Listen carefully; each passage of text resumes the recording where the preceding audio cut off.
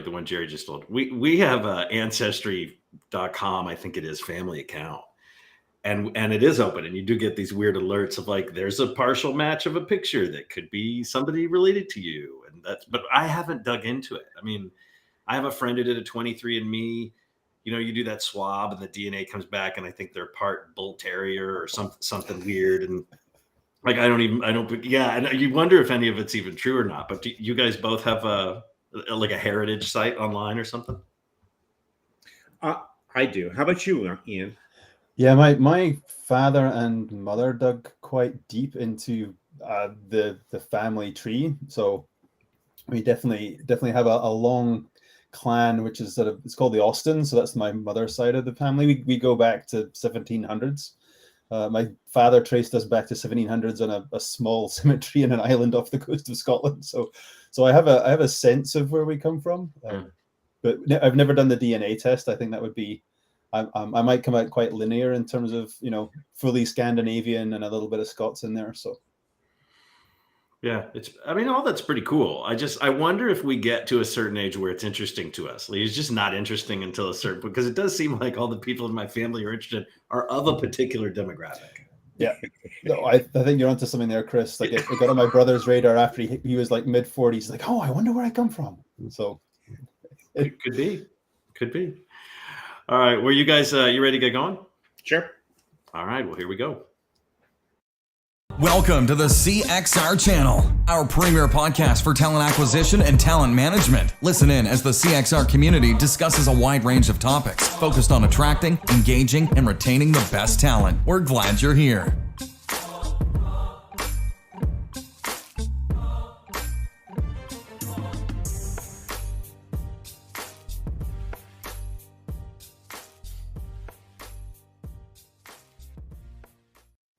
All right, everybody. Welcome back to the Recruiting Community Podcast. I am Shaggy, and I have with me my partner in crime, Fred. Or would you be Shaggy? Would you be Shaggy, or would I be Fred? Oh, I look a little shaggier. We could do a Scooby. You could be the Scooby guy. Scooby-Dooby-Doo. Anyway, so welcome back to Recruiting Community Podcast. If you haven't figured it out already, we have a little bit of fun with this. We have no sponsors. There is no intent here other than to have some fun conversations and share those. So you can be assured that when we have somebody on the show, it's because we're really interested in what they have to say. And we think you might be too. If you're interested in getting invited onto the show or having us pull somebody into the show that just let us know. You can send us an email, info@cxr.works. Or if you're already connected to Jerry or to myself, obviously you can reach out on LinkedIn. We're pretty good about that. If you haven't figured it out already, we're live today. We are streaming. Where are we streaming? We're streaming on the YouTube. We're streaming on the Facebook. We're streaming on LinkedIn. We're streaming on the Twitter or the X or the whatever the hell that weirdo is calling it today. But you can figure all of that out. But if you are in a place where there is a chat window, and usually that's just LinkedIn, add a question in there. Tell us hello. Put your LinkedIn profile in. We'll do our best to make sure that we connect with you. And if we miss you during the live podcast, we'll make sure that we circle back and answer those questions. We do a pretty good job of that. Let's see. Chat on Facebook, LinkedIn. A little bit of housekeeping. So, Jerry, let's talk about, we got a big week. We got a lot of events going on, finishing out August. August is a big month for us. Believe it or not, we've got a lecture series. We do these monthly CXR lectures, and I think we've got a link. Hold on, I'll throw this up. cxr.works/events. Isn't that fancy? But August 24th, we've got Bernice Fellertim, who is a culture and inclusion strategist. And renowned team performance coach. Now, she's going to present a session on being an inclusive leader at any level within your organization. Jerry, you want to take a guess how many members of ours are registered and it's on their calendar to attend the lecture this Thursday? 37. 423. We have 423 members. It's crazy. So the online meetings and certainly the leadership sessions have gotten quite popular. Certainly you're with our members. So a couple of things: diversity, leadership, inclusion. I think those are going to be kind of the topics and the tags for that. So if you haven't checked it out, please do so. Again, cxr.works/events for those who are listening and not watching. We also have a good friend of ours, Maya Huber, who is the CEO of Tadio, is going to do she's going to teach a workshop for us. Competency-based recruiting, and that is the 30th that's coming up. So if you aren't one of the 30 or so companies that already have their teams that are registered to go ahead and attend that, for some reason or you can't make it, don't worry. We're, of course, going to have that out in the library the following week. The tags I would put on that would be candidate experience, operations, and sourcing. So did I miss anything? No. No. Jerry's on cruise control when I do the spiely for the he's like, yes, whatever. Let's get to the conversation. All right. So why don't we? We've got a great guest today. Here we go. It is Ian Cook, who's coming in to us from Visier. Ian, how are you? I'm doing well. Thanks, Chris. Thanks for having me on the show. Yeah, well, we're happy to have you. We got a fun topic today. Let's jump in really quick, Ian. For those who don't know you, we're going to give you the opportunity to kind of pitch a little bit about yourself and maybe explain Visier along the way there. So you give us kind of the escalator pitch. The escalator pitch. I loved how you described that.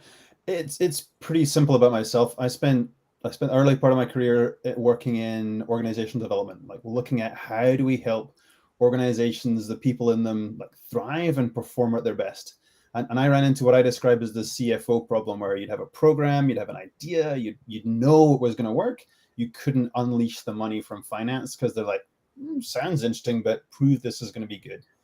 So that put me back into the world of data and analysis and evidence. Like, how do I win, even just stay equal in that debate with the CFO to really connect to what's human about performance and honor the human, but do it with evidence. And so fast forward 20 years, 2 businesses later, I work with Visier as an expert in that space. And what we do is we make that access to that evidence, that information that means you're doing the right thing for your people strategy. We make it easy and available. And the mechanics are kind of simple. You bring a whole bunch of data together, you prepare it for use, you run your analysis, and you share it with people, make decisions.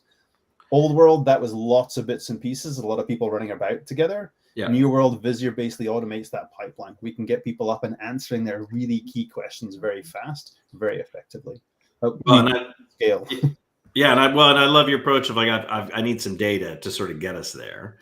But Ian, so for the purpose of the next 20 minutes or so, can you kind of break down the difference between, and I think so talent intelligence and talent analytics for those who might be watching? Sure. This is the long debate. And I think the way I look at this is let's not need to categorize. What are we trying to do? Mm-hmm. We're trying to help the business make the best use of people. There's a component where you're looking inside your business. That's where people analytics effectively started. Like, who do we need to keep? If we move person A into role B, is that going to be great? Like, those are the decisions we make all day. A bit of evidence makes those better. Like, we know that now. That was an idea when I started. It's kind of 20 years on. We know that. Then you get into well, what if I don't have person A in my business? They're actually in the market around me. So you get a whole bunch of questions around the context for the business, a whole set of questions around the market, the price, availability. And that's, for me, is where talent intelligence comes in, which is usually labor market costs, availability. Again, I'm forgetting his name, super nice guy who's created talent intelligence community. Toby Colshaw, there you go. I just needed to play for time and it comes back. Toby Colshaw, and he's built out for large enterprises, literally a talent intelligence group looking at where should we located. Like, if I'm going to put an Amazon warehouse somewhere, I don't want to put it an hour's drive from my labor force because they won't come. And so the land might be, because again, things happen where, the land is super cheap. Let's build it here. It's like, we can't staff it. Like, I wonder why. It's 2 hours on a bus. It's funny. I remember earlier in my career. So when I was at AT&T, we were going to open these call centers, brand new call centers. And we had 3 different cities, and they put me on a plane to go to these 3. I had no idea what we were doing. All I knew was go figure out if you could find talent to fill these call centers in these 3 cities. So let's just call that analog talent intelligence. Like, that was pre-digital kind of the way. Well, yeah, it was like, you don't have to get on the plane. There's a bus stop. That's good. We can get people here. Like, it was it was literally that level of can we fill the jobs here? Because it's pre-Google Maps, right? yeah, for sure. So that, talent intelligence has been ongoing for a really long time. It's just now the data is scrapable and ubiquitous. So you don't have to go. You can grab it from the web and then process it. And then you're making big strategic decisions. I think of it as a component of good people analytics. Like my way of describing talent analytics, people analytics, like using data about people to support business performance. Where does competitive intelligence fall in that, on that dimension? Yeah, brilliant question, Jerry. For me, that's in the talent intelligence place. It's like who am I competing for my right now my Gen AI prompt engineer? Like, what's Amazon paying them? What can I pay them? Where should I put my locations, or should I do that remote? Should I do that hybrid? Should I do that some other way? Like, Yeah, I see it as kind of a dimension where the business kind of issues of where we should be physically, given our policies and practices. On the other side, the kind of the people analytics is really what's current and what's happening right now. And this competitive intelligence has to do, to me, with as we look at both ends of that spectrum, who should we be looking at from a talent acquisition point of view? Something totally. like that. No, totally. And I see them as part of an overall family, because there's no point in doing competitive intelligence if you're not on top of who you have. Like you got to have your house in order before that stuff makes any sense. And again, the whole skills conversation, I was talking to folks who are based out in the Carolinas, and they basically said hybrids are given in the Carolinas because everybody out there is doing hybrid. People won't apply for my job if I say it's 5 days in the office. And so that's the kind of competitive intelligence you're talking about, Jerry, is like comparing work patterns, work offers, benefits, so that you know how to get the talent you need. But if you don't know your inside, what's the point in looking outside? Well, Ian, I would think that specific topic right now is just exploding from the Intel standpoint, right? Because you got a lot of CEOs who are now saying, "Just kidding, we're going to need you back a little bit more than we thought we did." And then you have some are going, "Whoops, we're really sorry. Please stop quitting. We'll let you work remote." Like trying to figure that puzzle out. They're totally trying to figure that puzzle out, and you've probably heard me, Chris. Just look at the evidence. So there's a guy called Nick Bloom from Stanford, regular poster on LinkedIn, and he's just going by the numbers. And work hybrid for the portion of the population that hybrid is available. Hybrid with a kind of 3-day core block has become the de facto. And because again, I come back to the evidence, because often HR has been roiled back and forward by what did my CEO read on the plane? What was the latest buzz article that all the venture capitalists are passing around amongst each other? And so you get this completely ridiculous HR policy that is driven by somebody's passion, as opposed to, like, they wouldn't make, well, sometimes they do make financial bets that way, but they rarely come out very well. So, like, why are we operating our businesses that way? Go ahead, Jerry. I have a look. I was just thinking, but there's so many unintended consequences that impact the evidence, if you will. So when somebody comes up with, oh, well, productivity goes down, I said, yeah, if you got shitty management, you're going to have really bad productivity if they do not know how to deal with remote workers on their team. And fundamentally, who's investing in teaching those managers how to manage in a variety of different contexts, so that we can make the best productivity for everyone, as well as make their lives better, from a human point of view. 100%, Jerry. But it's just easier to get upset because nobody liked our headline, or to manage or to build policy around what Wall Street wants us to think, or the tech bro culture wants us to think, or it's just easier that way, right? It is, but it's not effective. It's a bit of an understatement, right? And I'm I think like an investor. I mean, I worked way back early in my career. I worked with McKinsey's as a consulting, so I was alongside McKinsey partners, and they dropped a bunch of wisdom. I learned so much. They learned more. I learned more from them than they learned from me. It was a real bonus in my career. But one of them said, act like an owner and wait to get fired, was one of their mantras. And so I've always operated in my business like, what would I do if I owned this?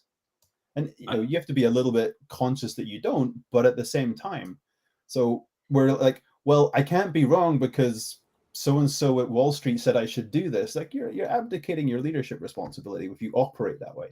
Yeah, well, there's way too many CEOs who don't get held accountable and don't get fired. So be a different landscape. I think that's changing. Like back into this whole notion of talent intelligence, talent analytics. We've seen massive interest from a lot of investment houses. We have aggregation on the 25 million employee records that we have. We've got pay records for those 25 million people. We don't give away specific detail as in which employer is paying what. We have strong controls over how we aggregate that up. But they want to know is this pay escalation that's going on in the press actually coming through in the data? So, I love that. So Ian, I guess I would ask you for an example, right? So in what ways, I guess, are talent intelligence or talent analytics even sort of shaping recruiting strategies at big companies? So you're sitting in a chair and have sat in some chairs where you get to be part of that, right? Or you get insight into that. Can you share a success story or maybe an example where something like those data-driven insights have actually made a significant difference in the strategy or in the rollout? Totally. Yeah, I'll give you a great example because I think it's an inside and an outside. So it's an engineering company we work with. They run manufacturing plants kind of middle of America. And they understood that they needed to make work attractive to the women in their geography in order to actually have sufficient staffing. So they have the market intelligence. They have the understanding of it's a physical plant. I can't move it. I can't use people remotely. They have to touch the machine. So I've got a population around my plant that is a certain shape. So I've got to have women coming to work. They looked at their internal process and they saw that resignation rates for women were super high. And they're like, well, so they went to say, why is that? And so basically it was the shift timing. It wasn't the work experience. It wasn't the work. It wasn't the way they were managed. It was literally, I can't deal with my kids or my caregiving responsibilities and get to work.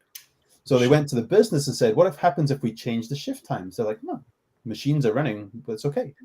The shift timing was literally just a hangover from probably the Henry Ford tradition. We do it this way because we've done it this way. And so a good team with evidence of the market and internal dynamics, an opens operations leader with a collaborative relationship, they shift their dynamic. They half their resignation rate for women. And I love it because it brings women to work. It pays attention to getting the work done. It's based on evidence, and it made the business successful. Yeah, it's the right energy towards the right output. But I mean, that it's a great example, but somebody had to overcome a challenge to implement.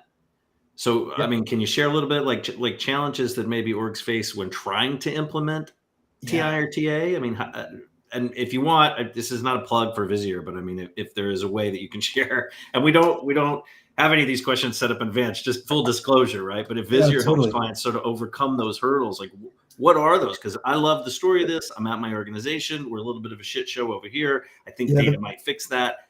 How do I get a solution implemented? How do I get past hurdles to fix that? The first hurdle people hit often, and it's in their minds as opposed to reality, is I don't think my data is good enough. Because they've been operating their HRIS, they haven't had good data management. They kind of go, well, I don't really know what's in my data. The truth is, it only gets good through use. And again, we've seen it. We've seen the people who've tried to clean for cleaning's sake, and it gets messy faster than they can clean. It is literally trying to clean a stream of dirt. You can't do it. What happens when you use it? And so the key piece is being able to use it quickly, not having to go down the old-fashioned route of big data warehouses and these sort of monster projects. Nobody would build their own HRIS these days. Nobody would go out and say, oh, I can build Workday. Nobody would do it. The traditional way has been that everybody built by hand their analytics stack. That is shifting. So again, our analytics stack basically allows you to run your data in, clean it, and start using the bits that are good enough in matters of weeks and months. And then the second piece in adoption, Chris, is the business then accepting that your data is right. And that's where the choice of technology and how you do it, waiting 2 years to build something and then show it to the business, and they go, this isn't right. Jane's missing. Whereas a technology like ours is as you run it in, we find that Jane is missing, we fix it, and before we give it to the business. So it's a very different mindset. It's more iterative. It's more like on use as you go. And then you build up in tiers. Let's get headcount right. Let's get resignations right. Let's get diversity right. And then you start to expand. So it's a very different muscle for HR, because they're often, we do a program, we lift everything, we shift everything at once. Whereas it's an agile process to build that analytics. You get a core, you expand, and then the value just grows. Yeah, and you clean it. So- Go ahead, Jerry. Yeah, I was thinking, so as you were talking, so where do you see the challenges over the next year or 2 years when we're talking about, data that gets converted to analytics, that gets converted to inferences and intelligence, that gets converted to decisions? So where in this vast thing do you see the biggest challenge for the next couple of years? I think you nailed it, Jerry. Is often people analytics has been described as, well, I've got a dashboard and HR has a dashboard. Like we're done. We've got a static set of data. The business can look at it. We're good. Really, what we're having to do with the world we're in, with hybrid, far more tailored work experiences where it's not one size fits all, means that the manager, exactly as you described, both of you, that management interface has to be better. And the evidence we have in the data can help it be better. But instead of it being a dashboard saying, please, Madam or Mr. Manager, look at my dashboard, understand it and do something useful with it. I don't know what that is, but that's on you. It's actually targeting that information to the manager that says, use a customer example. They know that their top talent gets kind of a little loose around the 2-year mark. So they simply pipe to their managers, here are your people in the agitated window. You need to have career conversations with them. You need to make sure they've got a known path. You need to make sure they're anchored to the business. The data flows through, the HR business partners know what it's about, know what they should do with it. The managers have the conversations, that's all recorded. So they've systematized good practice, driven from evidence. And so that again, they're one of our better customers, but the field has to get there. We need to upskill managers to manage and get them out of hiring. We should just figure out that they need to learn how to manage anybody we give them. Pretty much, yes. There is, but I do want to pull it back a little bit, because you said something that really resonated with me, because I've taken on some data projects in my career. Jerry, you've been part of the Candies since the inception, and convincing organizations, right, to be part of or be measured or do that. I think you're 100% right. A big stumbling block is people don't think their data is good enough or their processes are good enough to even start. And I think that's such a call out, because it's just garbage. Like, I'm not going to really have anything to do. And I think that probably stops a lot of organizations from really leaning in where they could make a difference. Yeah, and yes, totally, Chris. But it's at the point now where the leaders in the field have gone through that. And we've got client organizations that are saving millions of dollars. We've got client organizations that are presenting to the C-suite. They are direct reports to the CHRO and part of the strategy shaping for the business. Worrying that your data is not good enough, so you should do nothing. Like, I personally don't get it. Like, I just don't see how that world persists, because somebody's going to walk down the corridor one day and kind of like, so these people over here, they're getting performance out of their data. What are we doing? It's like, oh, well, I don't think it's good enough. It's like, so what are you doing? Like, you can't just ignore it. We've been ignoring it for about 10 years. So for me, it feels like the time has passed where you can ignore that problem. And it's not as hard to fix as people think. Like, it can get played out as it's really hard, but it's, again, the technology is using AI, using a whole bunch of known processes. We automatically cleanse a whole bunch of stuff without people having to pour through lists of spreadsheets. So people's assumptions around what it takes to clean are not, again, if they haven't understood what technology is allowing these days, they don't know how easy it is to actually process. Well, I think you have to start somewhere too. I mean, that's the other, it will never get better just sitting by itself. Like, you have to start somewhere. Yeah, it's like that messy cupboard in the house. It doesn't sort itself. So let me ask you, and I think Jerry sort of started a little bit of this, but we will typically ask folks like yourself to come in. Like, what does it look like 5 years from now? Like, and maybe not even that far. Maybe it's just 3 years, because we've got all of this AI, we've got all of this intelligence and machine learning and all of that. Like, how does this impact sort of the landscape of talent analytics in 3 years, maybe 5 years? No, I would go with 3 years, Chris. It's delivered to the manager, and it's delivered in the flow of work. Basically, because the data for data's sake is meaningless. Data that shapes a decision, that drives an action, that nudges an improvement in behavior or direction works. And so what we're working on with our clients is not more data, more dashboards.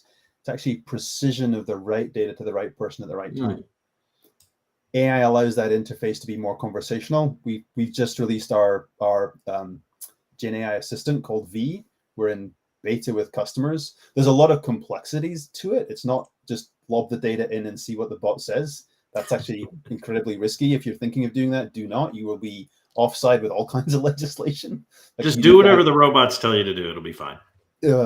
You need to have protections in place. So no, but we're at that stage. So then if you think about the manager that Jerry's talking about, it's explaining to them how to keep a key player, or why they might want to have a career conversation, or how to think about structuring pay to maximize the output for the team.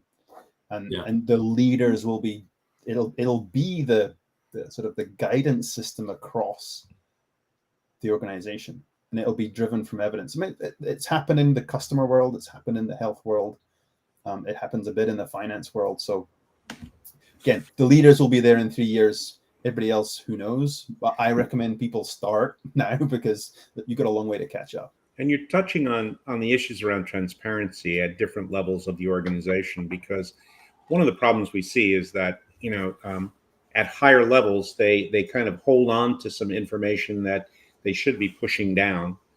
I, as a recruiter, I would love, before I go into an intake interview with a hiring manager who's just open direct, I want to know how many people he's hired in that role for the last 5 years, and where are they now? I want to know, to some degree, an index of his or her ability to develop and engage and keep individuals and manage them over time.